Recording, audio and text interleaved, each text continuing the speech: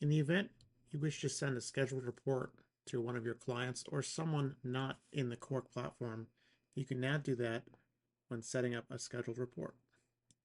Click the Manage Scheduled Report button, add a new report, select the report type and any other settings associated with it.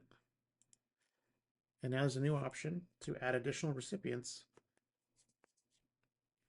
All you need to do is type in their email. You can add up to 10 emails. If you make a mistake, you can clearly just remove it.